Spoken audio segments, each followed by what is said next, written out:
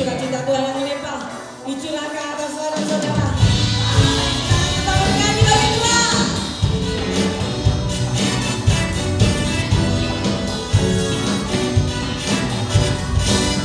Mari katakan bersama-sama, takkan ku izinkan ketakutan. Takkan ku izinkan ketakutan, karena imanku pada Yesus Tuhan. Tak ada alasan lawan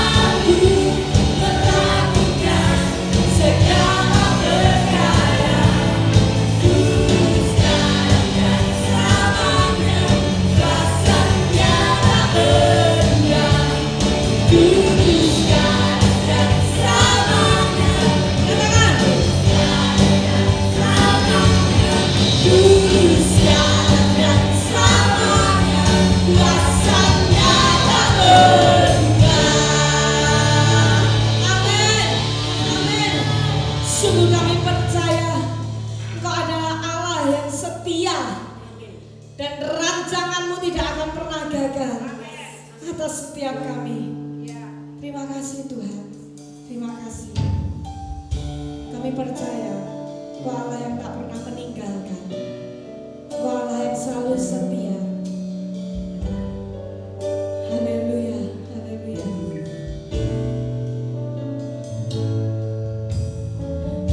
Engkau yang lebih tahu cara untuk membuka jalanku. Engkau yang lebih mengerti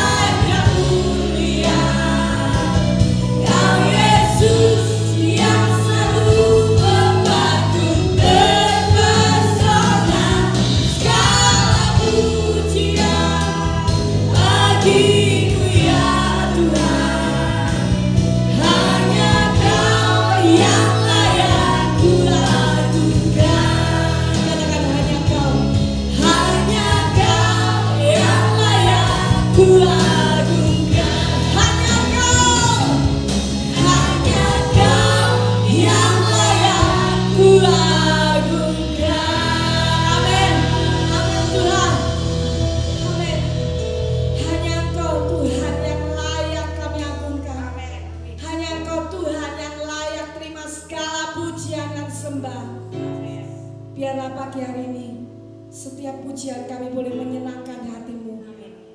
Kami rindu titah-titah-Mu Tuhan. Kami rindu firman-Mu. Berbicaralah kepada kami ya Tuhan. Urapi kami, urapi hamba-Mu. Kami siap menerima kebenaran firman-Mu dengan hati yang percaya penuh di dalam nama Yesus. Haleluya.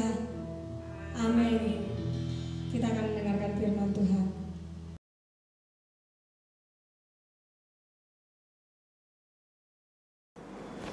Shalom, selamat pagi Bapak Ibu Saudara sekalian. Selamat berjumpa kembali dan selamat beribadah secara online di MDC Magelang. Saudara bukan sedang menonton ibadah online, tetapi saudara sedang mengikuti ibadah online seperti ibadah pada umumnya. Hanya ini dilakukan di rumah masing-masing. Jadi ketika saat memuji Tuhan, saudara ikut memuji Tuhan. Ketika saat menyembah Tuhan, saudara ikut menyembah Tuhan. Saat mendengar firman Tuhan, saudara fokus dan kalau perlu dicatat. Haleluya. Dan saya percaya berkatnya akan berbeda antara orang yang sekedar menonton ibadah online dengan orang yang sungguh-sungguh mengikuti ibadah online. Bapak Ibu Saudara sekalian, tidak terasa kita sudah 2 bulan lebih seperti ini. Tinggal di rumah, belajar di rumah, ibadah juga di rumah. Maka timbullah banyak pertanyaan, sampai kapan pandemi COVID-19 ini berakhir? Saya pikir pertanyaan ini adalah pertanyaan yang wajar, mengingat keuangan semakin menipis. Atau mungkin ada di antara saudara yang sudah kehabisan uang, sementara pengeluaran terus keluar dan pemasukan tidak ada. Oleh sebab itu, hari-hari ini ada banyak orang yang takut. Oleh sebab itu, hari-hari ini ada banyak orang yang khawatir akan virus corona yang membawa dampak kemana-mana, kepada keperekonomian, kepada pekerjaan, kepada kesehatan, kepada studi, dan lain-lain. Orang yang hidup dalam kekhawatiran, saudara, jauh lebih berbahaya dibandingkan virus corona. Saya melihat cara kerja virus corona selain membunuh, virus corona ini juga menebar ketakutan, sehingga banyak orang mengalami kekhawatiran. Kenapa kekhawatiran lebih berbahaya daripada virus corona? Karena kekhawatiran adalah sesuatu yang bisa berkembang. Dimulai dari kekhawatiran yang biasa-biasa, dan kalau itu dibiarkan akan berkembang menjadi kekhawatiran yang berkelebihan. Dan selanjutnya, saudara, kekhawatiran yang berkelebihan kalau dibiarkan akan membuat seseorang menjadi stres, menjadi depresi, halusinasi, dan pada akhirnya orang tersebut bisa sakit jiwa. Orang yang khawatir akan kehilangan semangat hidup. Orang yang khawatir akan kehilangan daya juang. Khawatir bukan datang dari situasi dari luar, tetapi khawatir datang dari dalam. Bisa saja saudara orang punya simpanan deposito yang banyak di bank, tetapi orang tersebut masih hidup di dalam kekhawatiran. Bisa saja orang tersebut punya security di rumah, saudara, tetapi bisa saja orang tersebut masih hidup di dalam kekhawatiran. Dulu saya sempat berpikir orang khawatir adalah orang yang gajinya pas-pasan. Tetapi hari-hari ini saya menjumpai justru banyak orang kaya yang hidupnya di dalam kekhawatiran. Bahkan hamba Tuhan, saudara, banyak juga yang mengalami kekhawatiran.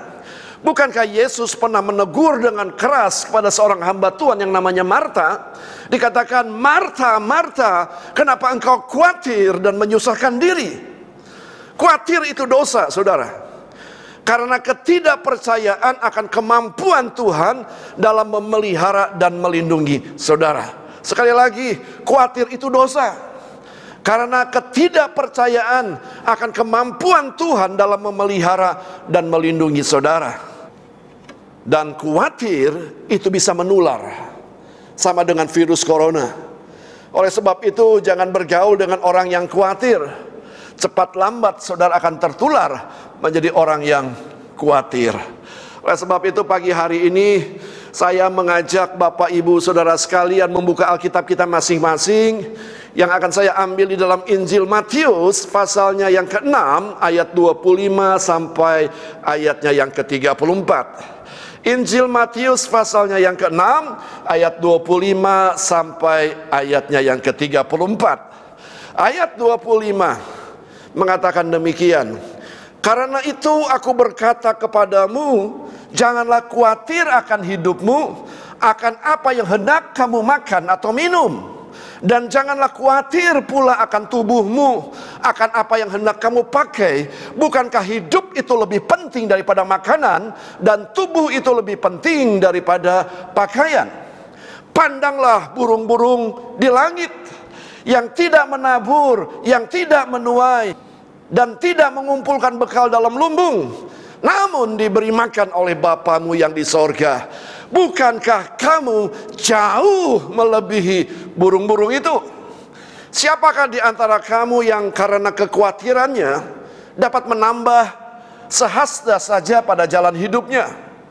Dan mengapa kamu khawatir akan pakaian? Perhatikan bunga bakung di ladang, yang tumbuh tanpa bekerja dan tanpa memintal. Namun aku berkata kepadamu, Salomo dalam segala kemegahannya pun tidak berpakaian seindah salah satu dari bunga itu. Jadi demikian Allah mendandani rumput di ladang, yang hari ini ada dan besok dibuang ke dalam api.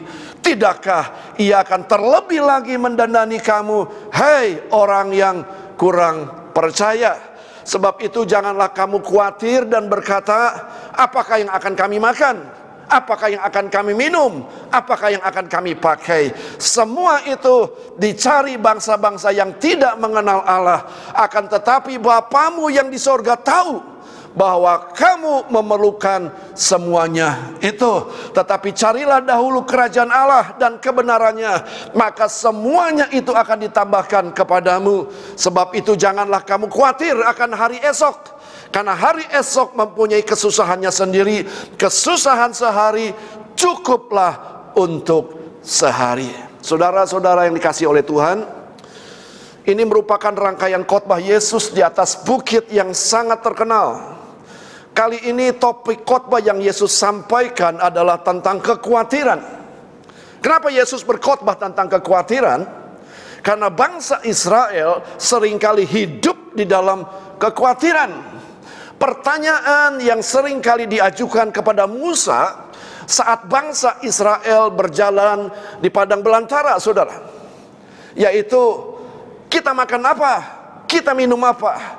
Saudara, bangsa Israel sering kali hidup di dalam kekhawatiran. Oleh sebab itu Yesus berkhotbah tentang kekhawatiran. Yesus tidak mau setiap orang percaya hidup dalam kekhawatiran. Sebab kita dipanggil untuk berbeda. Kalau kita sama-sama khawatir dengan orang dunia, apa bedanya antara orang percaya dengan orang yang belum percaya? Bukankah Alkitab mengatakan semua itu dicari bangsa-bangsa yang tidak mengenal Allah? Saudara, kita dipanggil berbeda. Kalau sama saja, apa perbedaan antara orang yang mengenal Allah dengan orang yang tidak mengenal Allah? Jadi Yesus tidak mau setiap saudara hidup di dalam kekhawatiran, sebab kita dipanggil berbeda. Allah tidak mau bangsa Israel hidup seperti bangsa-bangsa yang tidak mengenal Allah. Bukankah bangsa Israel umat kepunyaan Allah?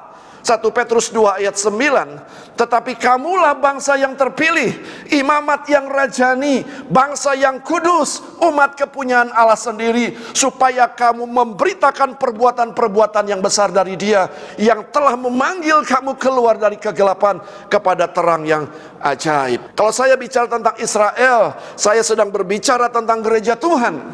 Kalau saya bicara tentang gereja Tuhan, saya berbicara tentang saudara dan saya. Kalau orang dunia sedang mengalami kekhawatiran, seyogyanya saudara dan saya tidak mengalami kekhawatiran, sebab kita dipanggil untuk berbeda. Jadi yang pertama, saudara, apa itu kekhawatiran? Kekhawatiran adalah suatu hal yang sia-sia. Ayat ke-27 mengatakan, siapakah di antara kamu yang karena kekhawatirannya dapat menambahkan sehasta saja pada jalan hidupnya? Artinya kekhawatiran itu tidak mengubah keadaan. Kekhawatiran tidak mengubah kondisi. Kekhawatiran tidak mengubah situasi. Sebaliknya, kekhawatiran akan menambah masalah dalam hidup saudara. Jadi yang pertama saudara, kekhawatiran adalah sesuatu yang sia-sia atau sesuatu kebodohan. Yang kedua, apa itu khawatir? Khawatir adalah perasaan atau pikiran yang negatif akan waktu-waktu yang akan datang. Selalu berpikir tentang waktu yang akan datang, berpikiran negatif. Bagaimana kalau rumah kontrakan sudah habis, mau pindah kemana? Bagaimana kalau sudah tua, nanti siapa yang akan memelihara? Bagaimana masa depan anak-anak? Jadi yang kedua, apa itu khawatir? Adalah perasaan atau pikiran yang negatif akan waktu yang akan datang. Yang ketiga, apa itu khawatir? Artinya merasa punya hak, merasa bertanggung jawab atas hidup ini. Saudara, jangan ambil alih tanggung jawabnya Tuhan. Bukankah pada saat kita percaya kepada Dia, kita diangkat sebagai anak-anak Allah? Tetapi semua orang yang menerimanya diberinya kuasa untuk menjadi anak-anak Allah, yaitu mereka yang percaya dalam namanya. Saudara yang dikasihi Tuhan, pada saat kita memutuskan untuk percaya kepada Yesus, kita diangkat menjadi anak-anaknya, dan Dia menjadi Bapa kita. Dia yang bertanggung jawab atas hidup kita. Mengapa seringkali kita mengambil alih tanggung jawabnya Allah? Sekarang bagaimana cara mengatasi kekhawatiran? Ayat 26 mengatakan, pandanglah burung-burung di langit, yang tidak menabur dan tidak menuai dan tidak mengumpulkan bekal dalam lumbung, namun diberi makan oleh Bapamu yang di sorga. Bukankah kamu jauh melebihi burung-burung itu? Saudara, yang pertama, bagaimana caranya saudara bisa mengatasi kekhawatiran? Alkitab katakan, kalau engkau khawatir, pandanglah burung-burung yang di langit. Saudara yang dikasihi oleh Tuhan, Injil Matius tidak mencatat jenis burung apa yang harus kita pandang. Tetapi di dalam Lukas 12 ayat yang ke-24 dikatakan demikian, perhatikanlah burung-burung gagak yang tidak menabur, yang tidak menuai, dan tidak mempunyai gudang atau lumbung, namun demikian diberi makan oleh Allah. Betapa jauhnya kamu melebihi burung-burung itu. Saudara yang dikasihi Tuhan, cara untuk mengatasi kekhawatiran yang pertama, saudara, ketika engkau khawatir, pandanglah burung gagak yang ada di langit. Kenapa yang harus dipandang adalah burung gagak? Sebab burung gagak ini tidak ada harganya, saudara. Burung gagak ini tidak ada nilai jual. Berbeda dengan burung pipit. Burung pipit masih ada harganya, seduit dapat 2 ekor. Berbeda dengan burung perkutut, harganya bisa jutaan rupiah, saudara. Tetapi burung gagak ini tidak ada harganya, tidak ada nilai jualnya, saudara. Tidak ada orang yang mau beli burung gagak karena indah warna bulunya, saudara.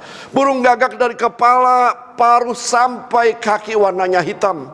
Tidak ada orang yang mau beli harga jutaan rupiah untuk memandang warna dari burung gagak. Tidak ada orang yang berani bayar jutaan rupiah untuk mendengar suara burung gagak, saudara. Karena suaranya tidak merdu. Saudara yang dikasihi oleh Tuhan, burung gagak yang tidak ada nilainya, burung gagak yang tidak ada nilai jualnya, itu dipelihara oleh Allah. Terlebih lagi saudara dan saya, engkau sangat berharga di hadapan Tuhan. Engkau spesial. Saudara, ketika kita mengalami kekhawatiran, ingat, kita ini spesial di hadapan Tuhan. Ketika kita mengalami kekhawatiran, ingat, kita ini sungguh berharga di hadapan Tuhan. Burung gagak yang tidak ada harganya saja dipelihara oleh Bapa di sorga. Terlebih lagi engkau, terlebih lagi saudara dan saya, engkau sangat berharga di hadapan Tuhan. Kalau engkau menyadari akan hal ini, maka saudara tidak akan mengalami kekhawatiran dalam hidup ini. Yang kedua, cara mengatasi kekhawatiran. Di dalam ayat ke-33, tetapi carilah dahulu kerajaan Allah dan kebenarannya, maka semuanya itu akan ditambahkan kepadamu. Saudara, berarti dalam hidup ini harus ada sesuatu yang kita prioritaskan. Banyak hal yang penting dalam hidup ini, tetapi saya ingin beritahu, tidak semua yang penting itu prioritas.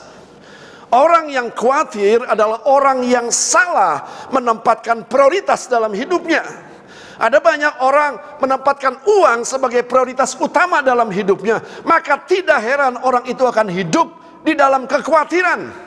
Sebab apa saudara? Sebab uang itu selalu nilainya berubah, maka orang tersebut akan mengalami kekhawatiran. Berbeda kalau prioritas engkau adalah kerajaan Allah yang tidak bisa digoncangkan saudara, maka saudara tidak akan pernah mengalami kekhawatiran. Ada orang yang menaruhkan pekerjaan sebagai skala prioritas utama, maka tidak heran orang tersebut seringkali mengalami kekhawatiran. Ada orang yang menempatkan prioritasnya anak, maka tidak heran orang tersebut akan mengalami kekhawatiran di dalam hidupnya.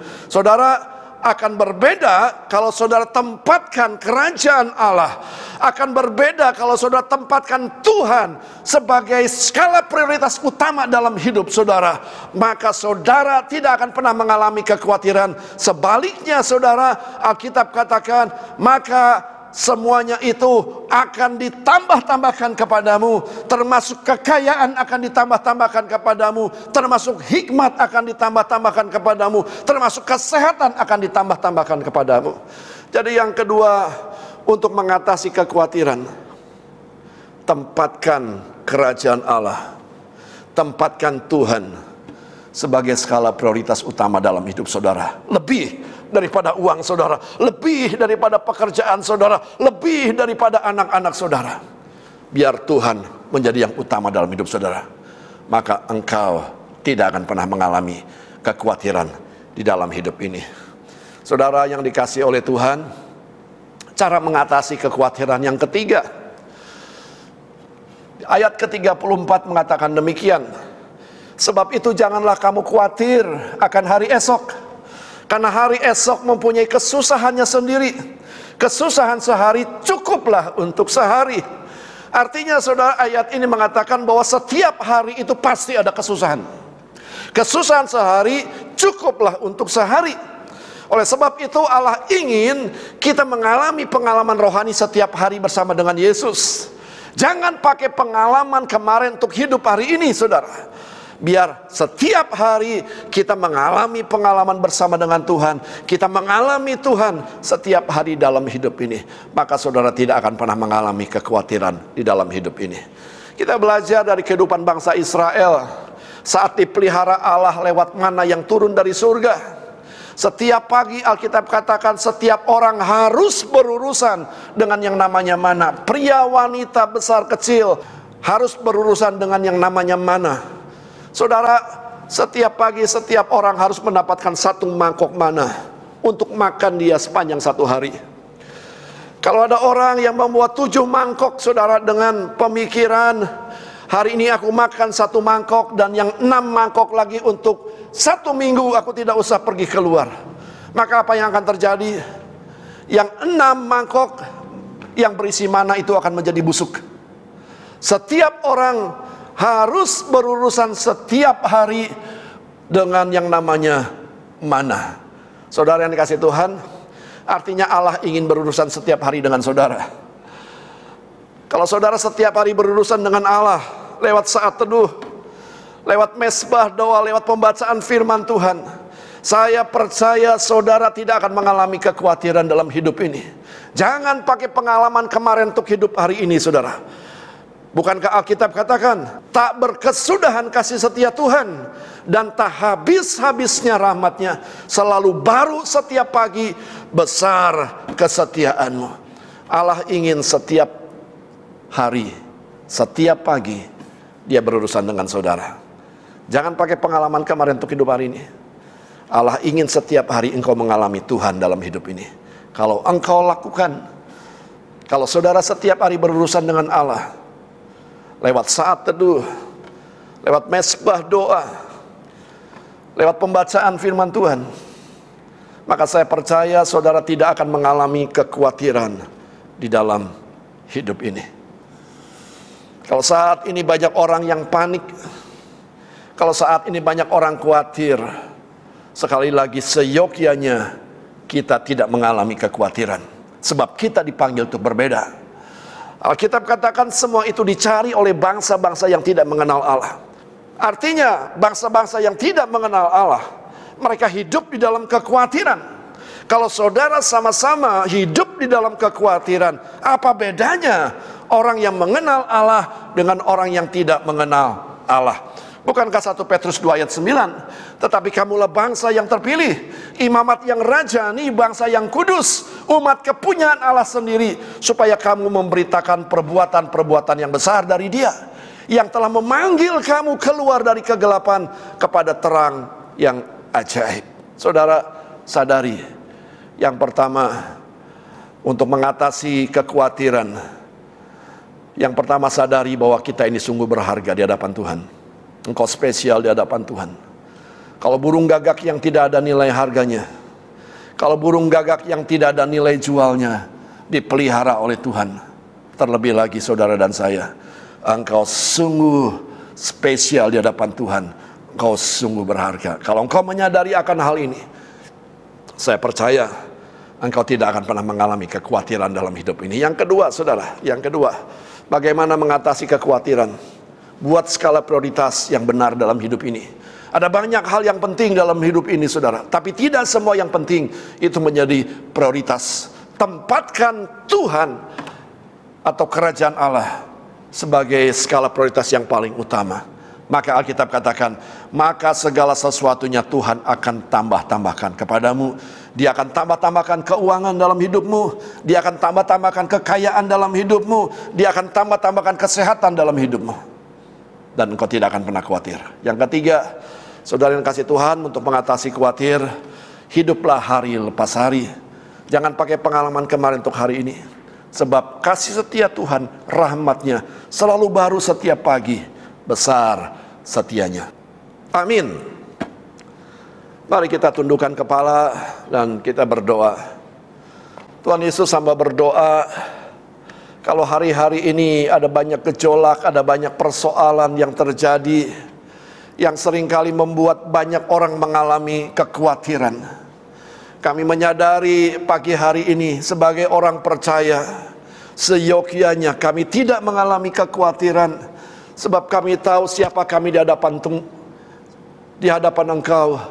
Kami adalah spesial, pribadi yang spesial. Kami adalah pribadi yang istimewa di hadapan Engkau. Kalau burung gagak saja dipelihara, terlebih lagi kami sebagai anak-anak-Mu. Engkau pelihara, Engkau bertanggung jawab atas hidup ini.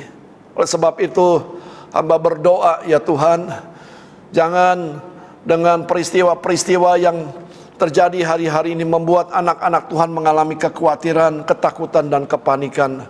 Biar hati kami tetap percaya bahwa Engkau Allah sanggup memelihara hidup kami. Engkau Allah bertanggung jawab atas hidup kami. Engkau sanggup melindungi kami, ya Tuhan. Terima kasih Tuhan Yesus untuk buat kebenaran firman Tuhan yang baru saja kami dengar. Biarlah Roh Kudus memeteraikan kebenaran firman Tuhan ini, supaya kami terus mengingat saat-saat kami menghadapi persoalan, kami tetap menyadari bahwa kami ini spesial di hadapan Tuhan. Dan kami mau membangun skala prioritas yang benar dalam hidup ini. Dan kami juga mau hidup hari lepas hari. Berkati seluruh pendengar acara ibadah online ini, siapapun mereka, dimanapun mereka berada. Engkau tahu apa yang menjadi kebutuhan mereka hari-hari ini. Nyatakan kuasa pemeliharaanmu, nyatakan kuasa perlindunganmu atas mereka semua, ya Bapa. Kalau ada di antara mereka yang sudah kehabisan uang, kiranya ini adalah kesempatan yang paling tepat Engkau melakukan mujizat, mengadakan yang tidak ada menjadi ada. Kalau ada di antara mereka yang sedang mengalami sakit juga, nyatakan kuasa bilur-bilur Yesus yang sanggup menyembuhkan mereka di dalam nama Tuhan Yesus. Terima kasih Tuhan, terima kasih.